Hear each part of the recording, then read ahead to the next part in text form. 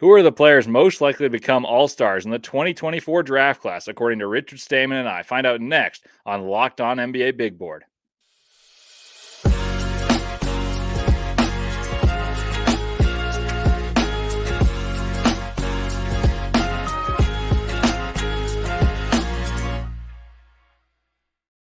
Welcome into Locked On NBA Big Board. I'm Leif Thulin, joined by Richard Stayman, better known as Mavs Draft on Twitter. We watch a ton of film, and we're excited to tell you which guys have the most potential. But we wanted to thank you for making us your first listen each and every day. And it means a lot to Richard. It means a lot to myself, Raphael, and James as well. And today's show is brought to you by Monopoly Go, where you can battle against your friends in good old Monopoly, but on your phone from anywhere. All right, let's dive right in, Richard. I'm excited for this topic because everyone says this isn't a good draft, and I generally agree. But if you look through history and you go through draft by draft, especially of recent history, there's all stars in just about every draft. And even the most weak one where you compare it to in 2013, there are 3 all stars. Granted, they were picked at 15, 27 for most of those all stars, and that's Giannis and Rudy. And then there's one at number 2 in Victor Oladipo. But that's still a decent depth class. But where are we finding our all stars today? That's what we're going to be discussing. So I'm going to turn it over to you. Who is the guy that you deem to have the most all-star potential in this draft class, and why? I think it's Ron Holland. Now, most achievable, maybe a different answer. But if you're talking about a do-it-all wing, that's the star mold. I think it's him. In terms of just being a perennial wing that can score 20-plus a game, defend, pass, rebound, I think he has that potential to do it. Well, that's certainly a type of player that's in vogue right now. Someone who's a two-way contributor, is able to slash to the rack, and if his shooting comes around, I agree. I have Holland number 3 on my big board. I did a podcast on Locked On Jazz earlier today that'll be airing tomorrow, and I talked about Ron Holland as a potential fit, and I said maybe his floor may be lower if he's not shooting well, and you're saying, well, okay, he's only on the floor defensively. But if he hits, I like his potential more than I like that of maybe Buzelis or Williams, and I tend to pick for potential. So Holland is definitely one I have in my upper tier of all-star potential. Let me phrase this question a little differently, and we'll see how it relates to Holland, or maybe you'll go a different direction. So that's in terms of potential. Who would you say is the most likely in this class to become an all-star? I'm torn between 2 different guys, and it's for vastly different reasons because they're the complete opposite of size. I think Alex Sarr or Rob Dillingham. I mean, I have Alex Sarr number 1, so he kind of has to, by default, be that. But Dillingham has the highest scoring potential, and scoring gets you all-star nods. I actually am right there with you. I have Rob Dillingham number 2, and it's by a razor-thin margin behind Alex Sarr. I think Dillingham, and I made this pitch a little bit ago, but I think Dillingham is a watered down Trae Young in terms of skill set. He's not quite as good of a on-ball creator, not quite as good of a pick and roll distributor. Like Trae Young was 27-7 at Norman, Oklahoma as the freshman for the Sooners. Dillingham was excellent, played off the bench on a better team than what Trae Young had, but they remind me of each other in the way that they both kind of create space, not with superior size, not with power. Dillingham can do it with speed, but it's with feel for the game, guile, shooting touch, understanding of how to create space. And I think Dillingham has the game of a watered down Trae Young with the numbers and maybe effectiveness of that of Darius Garland, who was an all-star once. And I think Dillingham's got more burst to that than Garland. I think Garland's being sapped of some of his offensive ability by pairing himself with Donovan Mitchell in the backcourt. And while I love Donovan Mitchell, as a Jazz fan, and I know he left, and so some people don't, but as a Jazz fan who grew up, or not grew up, but grew watching him, learned about the game while watching him, I do think one of his detriments is he doesn't make other players better. I think Darius Garland would be better off as the main guy in a backcourt. And now if you're drafting Rob Dillingham in the top 3, he's probably your guard of the future. And while we say this is a devoid of stars class, I think he's got a chance to become a star, and that's really my pitch as to why I have him in my top 2, because in a class where you may not get stars, he's got as good a chance of scoring 20 as anyone. And if you get 20-7, it may not contribute to winning at the highest of levels, but that means you're just not the number 1 option. You can be on a team that contributes that way eventually if you get another player that's a little better. So that would be my first pick for both all-star potential and the most likely to be an all-star. Yeah, we won't debate this, but we can do this off air. I disagree with the Donovan Mitchell making his teammates better, but I think I agree though about the number twos. I think not all number twos are. I gotta reword that one, but I think number second options they're not they're not all made equal. I clearly lost Leaf here, but I I'm think still here. I think Donovan makes his teammates not as effective as they should be. So I don't think he makes the team better. I think Garland wouldn't the Cavs wouldn't be as good without Donovan Mitchell, but I do think Garland has the chance if he were without Donovan Mitchell to have the Cavs as like a 6 seed, 7 seed in the East and score 3 or 4 more points than he's averaging, a couple more assists, and his growth would be better. Whereas some stars that come in like Donovan Mitchell make the team a little bit better. And I think I've seen that in Utah, and I would say I've seen it in Cleveland because I feel like Mobley's stagnated. I think Jared Allen's kind of the same player he was, which is actually a good thing. But that's my take. And I think what you were saying about Dillingham, just to clarify one of my takes, is that I don't even know if I want him to be my second option or my first option. But if you have the player that can score 20, you can really find other people to mold around them. yep. Like who made the Eastern Conference I Finals. mean, you need two 20+ scores a game. Like I said, like second options, not all of them are made equal. Kyrie is the second option. Klay Thompson for a while was like a second option in his prime. Like they're not the same second options at all, but they are both very high level. And you need to have something like that. I mean, really, even in a cheating way, like Steph Curry / Durant, like they were second options. But like if you are a complementary to an already existing star, like if you put him in Orlando, like obviously it's not going to happen. But let's just make this hypothetical where if you put Rob Dillingham in Orlando, he becomes a very valuable number two. And that's where I think something like that, Dillingham is going to come down to fit, where how many, like just his upside, hitting that upside. He is one of the biggest fit players, I think, in this entire draft. Yeah, if I were to bet on one player scoring 20 in this class, I'm easily putting my money on Rob Dillingham. And I think there's other players that could do it, and who knows about the effectiveness, and who cares about the landing spots right now. But I think if you look at most of the all-stars that have been picked over the past 10, 15 years, as the modern era of basketball is being played, they tend to score a lot. So that's where my money would go. So we mentioned stars, both of our number ones. Why is he not your top guy in terms of all-star potential and or most likely be an all-star? Because I actually agree with you on that, but I just want to hear your rationale. It's harder as a big. It's that simple. Like big men aren't doing the things that Rob Dillingham's doing, right? Whereas Alex Sarr is going to do a lot of his, like the way he becomes a winning player is so vastly different from Rob Dillingham. Rob Dillingham's entire impact comes down to scoring and some playmaking. Whereas I think with Sarr, a lot of it comes down to he's protecting the rim, not even blocks, but like just he's making shots more difficult. Like even Rudy Gobert is not I mean, he actually might be, but like that is I can't remember how much he's done it, but like that's a really high. He's only been an all-star 3 That's times, what I thought. Okay.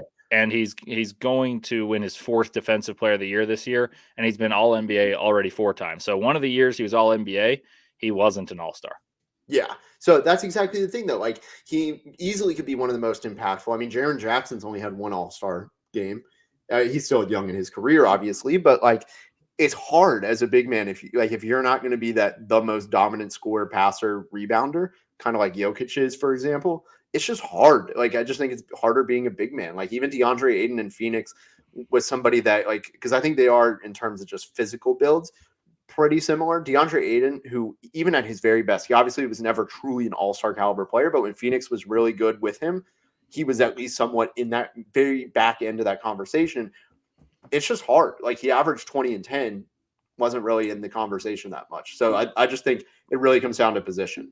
And I'm not comparing him to Aiden, but just to clarify. Here is a comparison, and I'm not saying they're 1-to-1, but if you were to go back 3 years and you look at Evan Mobley, who most people had in the top 3, 1, 2, or 3 in whatever order, with LaMelo Ball and Anthony Edwards, or no, that's a different class. Sorry, that was with Jalen Green and Cade Cunningham. So 1, 2, and 3. I had him 2. Where were you? How would you differentiate the two? Because I actually think I liked Mobley more as a prospect than Yeah, Sarr. It's just a different me too. class. And the second part of that question would be Mobley's a 16 and 9 type of guy, which is really good, but that's nowhere near an all-star. So I agree with that. But how can you make the case if you have guys more popular and more likely to be all-stars, that this guy should be the number one pick. If you're like me and saying that Evan Mobley is probably a better version of Sarr coming out. Yeah, I mean, I think it's a lot different though. Like one, Evan Mobley plays probably he might be the best second big right now outside of Cat Gobert like that. Correct me if I'm wrong, if I'm missing someone just blatantly obvious, but he's up there at the least. So I think that plays a role into it where the stats get hurt. If he was the lone big, like a lot of teams roll out really one big to do a majority of their work, I think his stats would look entirely different.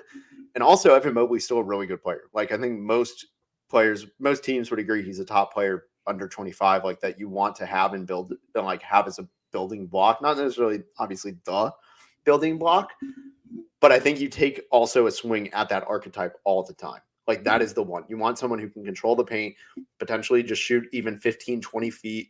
Also just be able to make light passes here and there, nothing super crazy, be able to dribble a little bit, do a bit of everything away from your elite skill on defense and offense in the paint. And that's just, again, that's something every NBA team I think would take a big swing on. I agree with you there. So coming up next, we're going to talk about one of the guys that I think, if he hits in every single way, might have the most potential in this class and therefore would be an all-star. But first, let me tell you about Monopoly Go. All right, game off, guys. We got to pause here to talk more about Monopoly Go. I know what you're saying. Flag on the play. You already talked about that, but there's just so much good stuff in this game. In Monopoly Go, you can team up with friends for timed tournaments where you work together to build up each other's boards. The more you win together, the more awesome prizes you unlock. And there's so much to get. Unique stickers that you can trade with friends to complete albums for big prizes. Cool new playing pieces to travel the boards with. Hilarious emojis for taunting friends when you smash their buildings or heist their vaults. Plus, Monopoly Go feels new and exciting every day with constantly changing tournaments and challenges. A ton include their own unique mini games like digging for treasure or a robot pachinko machine. And there's always new timed events that help you win big, like massive multipliers for everything you win or rent frenzies. There's always something fun to discover in Monopoly Go. So get off the bench and go download it for free on Google Play or on the App Store. Game on. It's also winner take all time in the NBA and NHL playoffs, and FanDuel is giving you a shot to bring home a big win of your own. Right now, new customers get $150 in bonus bets with any winning $5 bet. That's $150 to bet on spreads, money lines, player props, and more. So visit FanDuel/LockedOn and make every playoff shot count. Big time players make big time shots. FanDuel, America's #1 sports book. Welcome back, guys. We're talking about some All-Stars, but let me quickly ask you guys a question. Are you guys still watching Fox Sports and ESPN on your TV all day? Have to turn down the volume with all that shouting? Well, make the switch to Locked On Sports Today, a free 24/7 sports streaming channel programmed for you every day to bring you the biggest stories without all the screaming. Locked On Sports Today brings you can't-miss analysis, opinions, and news, streaming 24/7 on YouTube or the free Amazon Fire TV channels app, part of the Locked On Podcast Network, your team every day. All right, I'm back with Richard Stayman. I'm Leif Thulin, and we are ranking who has the most all-star potential and maybe just who's the most likely to be an all-star. And so I would ask Richard who's up next, but I have a guy in mind here, and I want to see if he agrees. Nikola Topic, if everything hits, meaning his shot comes around, his quickness isn't something that looks quick in Europe and isn't something here where I think he looks pretty good at getting to the rim at times, and I hope that stays. As he sees over the defense, all those things hit, I think he's got the chance to be the best player in this class. And I think that's because he's got a rare skill set and size for the skill set. There's not many players with his size and vision and ability to slash and still make all the right reads at a quick pace. Like he gets into the paint. And I think his best attribute, honestly, is the how little time it takes him to process where the help guy is, how he's going to pass it to the right player when he's driving in at a quick speed or a slow speed. He's able to process the game. He's young for this draft class. He processes the game well, shoots 88% from the free throw line. So that is encouraging as a shooter, despite his shot looking a little rigid to me. So if his shot comes around and he uses a combination of guile, quickness, and plus positional size, I think you can get an all-star as a jumbo facilitator, which is a mold of player that I think is becoming more and more in vogue and more valuable on the basketball court because you get a plus defender just based on size, probably. I mean, obviously there's exceptions. Luka would be one where he's not a great defender, but there are games where he can use his size and really impact the game defensively. And obviously offensively, he's phenomenal. I'm not saying that Topic is Luka, but I think there's more of a chance that if he hits, that he's excellent than some of these other guys that may have a clearer pathway to playing a role on a team. So what do you think his like an all-star season looks like for him? Like what, just like counting stats, what do you think that looks like for him in terms of like how many points, rebounds, and assists? Well, I think he'd need to go to a team that really gives him the reins. Like he may not be the leading scorer always on a team, but he needs the ball in his hands and needs to be the best player on that team to reach the level that puts him in contention to be an all-star. I would guess around 21 points, 8 assists, and 6 rebounds. And then obviously you'd hope that the shooting splits are pretty good. But that's the type of player that I think is kind of maxing out his ceiling. And I think that gives him a chance to be the best player in the class. Yeah, I think you kind of said it though. Like, I mean, if he's going to be the second best player on his team, I personally have a hard time really seeing him being anything more than the second best player. I think he's going to have a really special situation to be the best player on his team in a really high end outcome. But I mean, I feel like 25-5 generally would get you an all-star game. You would probably have to get close to that. I mean, I'm just looking at the players who averaged 25-5 this year, and at least in like the real amount of games as John Morant technically did. But it gets you at least in that conversation. So if that does happen, yeah, you can be an all-star.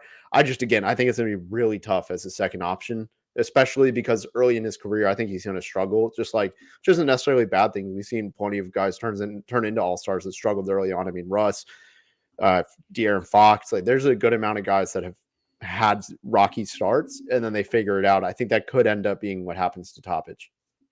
Yeah, I mean, I wouldn't bank on him as much as I believe in Dillingham, perhaps, maybe even as much as Holland. I do think it's more likely he ends up being a role player that's good at his role than it is him becoming an all-star. But I do think he's got a unique skill set, and those type of unique skill sets are something that creates a differing a way of impacting games. And if you're able to impact the games in a way that's fairly unique, sometimes those type of players are rare enough that and talented enough to thrive with a unorthodox style to make themselves into special players. So that would be my pitch. But I tend to agree with what your logic is. So I gave a pitch on a guy that I think could have top tier.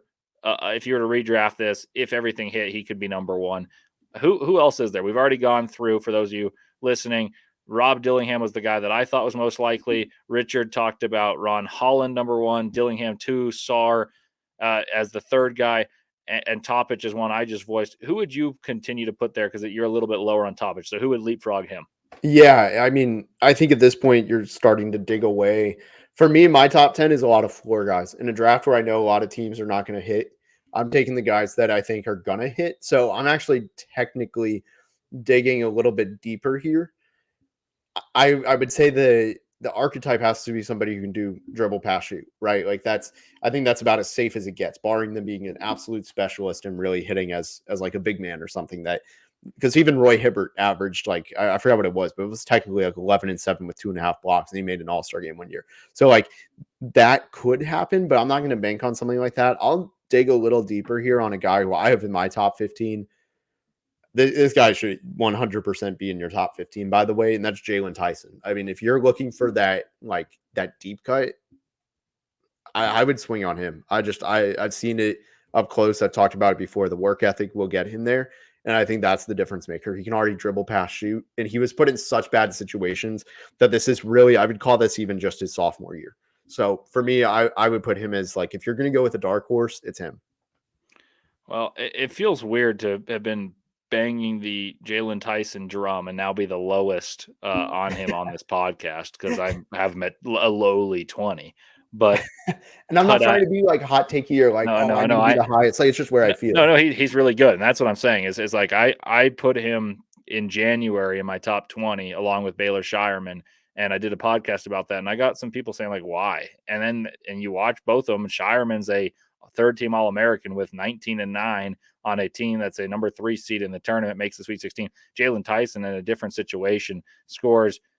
Leads the Pac-12 in scoring, essentially, is the most valuable player to their own team in the Pac-12, first team All Pac-12, for a rebuilding Cal roster and made them relevant after what was a terrible, terrible season the year prior. And then Mark Madsen comes in and has made them actual hot commodity for transfers. Tyson was someone that I had considered for the next segment. So let's say I got one curveball. I don't think you're going to see this coming in a million years. So we'll save that. What, But Baylor coming up, Shireman? no. I'm not that predictable. Leif is the president, by the way. Hold on. Leif is the president of the Baylor Shireman fan club. So I'm shocked. But who's your man? No. I'm going to tell you coming up next. So coming up in the final segment, Richard and I will mention a few more guys with all-star potential and maybe a few long shots, including the one I'm about to tell you about.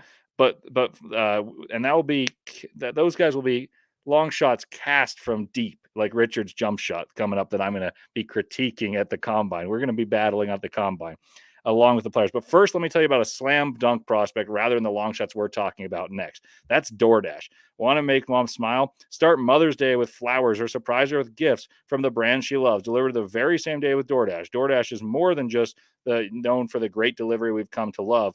For instance, does mom have a sweet tooth? Is she a tech enthusiast, a beauty connoisseur, or is she outdoorsy? No matter what she's into, you can make her smile with a fruit or flower bouquet, a makeup or tech gear, workout wear, and much, much more. Shop with savings that would make her proud with a Dash Pass membership. You'll save with a $0 delivery fee and reduced services on fees. Eligible orders from Dash Pass merchants that meet the minimum subtotal. Other fees do apply, including the service fee, and those terms apply. Get all your Mother's Day gifts to be all in one place. Get 50% off your next order, up to $15 when you spend $15 or more on your next flour, convenience, grocery, or retail order. Now with code LOCKEDONNBA. That's LOCKEDONNBA. Order today using DoorDash. Terms apply. Welcome back. Without further ado, I have a shocker for Richard Stayman. I do not think he's going to see this coming. Let me try one more. Guess. Okay. Is it Hunter Salas? No, that's a deep I was cut. so sure of that. All right, who is it? Okay, so let me preface this with this player is the player that I think has the most similar origin to Giannis. If you were to look at this class and you're going to say, look, it's a bad class. Someone's got to be a star. Who are you going to take a swing on? Their skill sets and their size, and eventually you bank on some skills. I'm going to go with Tijon Salaun. See, I overthought it. That's who I thought it would be at first, but then you're like, oh, it's a curveball. You'll never see it coming. That's who I would have picked. Now I'm disappointed in myself. Okay, well, I'll let you make the case, and I'll here's my pitch. I'm not saying this guy's going to be Giannis. Not at all. But what you're getting in Tijon Salaun is someone who is big. He's already fluid. He's growing into his body. He's 6'9", 203 pounds. Is someone that earlier in the season shot up to 39% from three. It faded off to about 33.5%, 34%. He fell off a little bit in the shooting. That's to be expected. But he was never someone that you were like, oh, we're content with him shooting. At the pro level, as a young player in France, defensively, he's a terror. He knows how to get in passing lanes. He plays on the ball pretty well. And yes, he's raw on that side of the ball, but he can be molded into being a terror. I think if you're going to take a player to have a positive impact on both sides, and you're going to take a project to be an all-star, because this is the type of draft that I don't think these guys who are finished products, more or less, are all-stars. I think these are potential is what's going to get you an all-star. Like Rob Dillingham showed potential at Kentucky, didn't get to show what he was as a finished product because he came off the bench and was poorly coached. But I think he's got a chance. I think like Reed Shepherd, it may be a better rookie than Dillingham, according to many. I personally think Dillingham's a better prospect, but I don't think he's got any chance of being an all-star despite his otherworldly shooting prowess. So back to Salaun, you got a raw young player who's played professional basketball, was more effective than a guy like Bilal Coulibaly, who went number 7 last year, playing both professional basketball. Now, Coulibaly's team was better. I understand that. So he was lower on the totem pole. But you just have size and unteachable traits that I think get you at least something to be on the radar. He's number 13 on my big board, and a lot of it would be based on hopeful theoretical beliefs. But that's the type of player you need to make an all-star thing. Like if it's going to break right, maybe he's Pascal Siakam if he's not Giannis. Those type of players that are not fully cultivated into what they can be. And so I'll bet on body type and just a little bit of production in professional leagues. Yeah, I hear that. And the pitch is appealing because, like you said, like you laid it out perfectly. Like if you're going to make the pitch for it, that was it. My pushbacks are a couple things. One, I buy probably the shot coming around because one, it improved a ton over the last year. He was He on my shot radar 80, last year. 82% from the free throw line. Right. Like that is not an accident. Like I fully buy the shooting improvements. I just wonder when that comes around because the shot is still far away. Like I think he still has mechanical issues he has to work through. And also he didn't shoot that well. And also his field goal percentage was really bad. I worry also one other thing, just before I go into the overall pitch against like the defense. Yeah, he has the tools to do it. Like you said, he has athletic tools and things like that. He's quick twitch, but his technique is horrible on ball right now. Like it is so far away. You can't fix that in even 2 years. I don't think. I think it's that bad. I think But you can. I think you can teach defense to athletes. I get that. I just don't think you're going to see results very early on in that. Like I just think he's so far away. He doesn't know how to. I mean, he turns his back all the time on ball. That's a worry to me. But my pitch against pretty much is it's pretty brief. I feel like in a lot of these situations, like again, I hear it in a bad class. Why not take that lottery ticket? A lot of the lottery tickets end up ending being like a Pokachevsky more than a Giannis. I'm erring on the side of him being closer to like, yeah, the tools are nice, but does he ever become like even if like the shot comes around the defense, the efficiency it improves, does he know how to be a winning player, which is a step in of itself. Like that's something that once the skill develops, you have to learn how to do. And that's where I'm concerned is I just really think it's too many steps for him to complete in such a short time. And where the NBA, if you're 23 and you haven't done it, you're kind of out of luck. So I'm very just sour on him. Where do you have him on your board? Now that being said, I accounted for the upside. I have him at 19 on my board. Okay, It's so not. the upside is so high. I'm not going to push him down into like second round. See, that was my long shot. I don't believe he's going to be an all star. This is not me putting my chips on the table, but I think there's at least an upside pitch to be had. Are there any guys that you think are long shots other than the Jalen Tyson one? Because I got two more that I could give an appeal to, but I don't actually believe in to be all stars. Yeah, I have some of them where I could like make a pitch, but I don't know. The archetype just doesn't do it for me. I have a guard who's kind of smaller, but like if everything went right, he'd be a really good player. I just don't think he could be an all star. So probably not. Okay, so I'll give my two. One was a McDonald's All American out of high school, and that's Isaiah Collier. And Collier's a little forgotten about because he started the season at USC, had a decent game against Kansas State, got hurt after being inefficient, finished the year with a couple good games, a little Jekyll and Hyde. My pitch would be that coming into college, he was seen as the best on ball guard in terms of his ability to score. There were deficiencies that were there. He didn't have to shoot jump shots, so he did not shoot jump shots in high school. In college, he was asked to shoot some, and that was still a deficiency in his game. But I do think he's got the athleticism and just knowing how to be on ball to give himself a chance. Whereas a lot of these guys that are set to play roles are because they've played roles. He's starred before, so maybe that gives you a chance. Now, I don't fully believe it. And here's one that's kind of the opposite pitch. Keyshawn George, someone you like. I think he's got the size to be a ball handler and someone who can create for others. And he's not lacking for confidence shooting the basketball. So if there's a player that's selected likely 20 through 30 and he's young and there's a lot of growth to be had in terms of physical maturity, along with an advanced skill set that's more mental at this point than physical, I think he's the guy. But like I said, these are long shots. Yeah, I could see that a little bit more than Collier. I think Collier's a backup point guard, which is like fine. He'll probably have a 10-year career. Like I feel like his best case is Tyus Jones, which it's fine. You just have to know you're drafting that. Like you can't think, okay, this is how we turn around our guards and he's going to be a building block because he's just not that. I think for me, I do have one name I'd actually kind of throw in, and I'm curious. This is like a hypothetical. I don't fully believe it at the moment, but somebody at the top that we didn't talk about. So there's a whole thing with Kentucky guards of how like they break out. What happens if Reed Shepard's a point guard? Like, is he flirting with an all-star? Like I don't think he is, but you never know with these Kentucky guards. He was playing in a 3-guard system. Honestly, 4 actually. He was playing in a 4-guard system You didn't get the Here's showcase point guard. Like, what if he is like way more of a point guard than we ever thought he was? I Is he in this think mix? he's going to be drafted to be a point guard. Like Yeah, I fully believe someone in the top 10 will say, "Well, we'll have him be our point guard." I don't know if I agree with that. I don't think he's got the pick and roll chops displayed yet, and I'm not sure I want to bank that as my future. But he's got the headiness, and to me, he's more of like a if he's a point guard, he's more of like a Tyus Jones, who's a better and more willing shooter. But as a two guard, that's what he's great at. He's a great catch and shoot guy. And then the appeal as a two that's like a counter to everyone's.